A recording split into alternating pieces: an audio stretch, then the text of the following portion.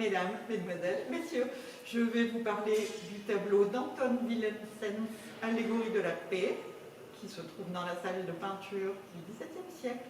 Veuillez me suivre.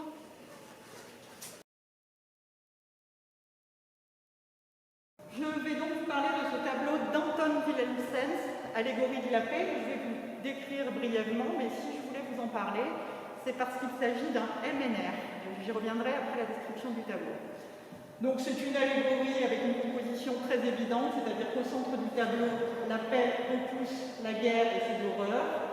Elle est couronnée par la victoire, elle est entourée de trois vertus qui sont l'harmonie, la justice et l'abondance. Et le dieu Mercure chante à la gloire de la paix, qui permet la prospérité, l'abondance et le commerce. Et nous avons des anges, des petits, qui récoltent les fruits de cette abondance. Si j'ai choisi de vous montrer ce tableau, c'est parce qu'il s'agit d'un MNR, le Musée National Récupération. Qu'est-ce que c'est qu'un MNR? Il faut remonter à la Deuxième Guerre mondiale. En juillet 1940, Adolf Hitler dépose un décret qui autorise, qui même encourage, la spoliation des biens des personnes juives.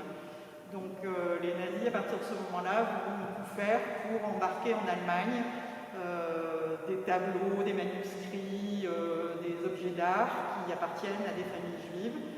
Et il se trouve qu'à partir de 1941, une personne qui s'appelle Rose Valland a observé depuis le musée du jeu de paume dans lequel elle travaillait tous ces mouvements d'œuvre, qu'elle a tout pris en note, ce qui a permis à la fin de la guerre, à la libération, de retracer, d'aller rechercher ces œuvres, de retracer leur provenance et d'en restituer une partie assez importante, puisqu'on estime que sur 100 000 biens spoliés, environ 60 000 ont pu être restitués à leurs propriétaires dans la période qui a suivi la fin de la Deuxième Guerre mondiale. Il en reste cependant un certain nombre, et environ 2000 de ces tableaux, qui sont à la garde de l'État, ont été déposés dans les musées français.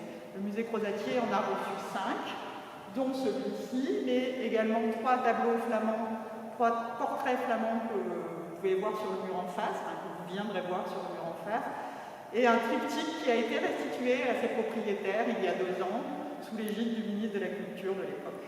Ces tableaux, nous sommes tenus de les montrer, d'en faciliter l'accès à toute personne qui souhaiterait connaître la documentation qui les entoure.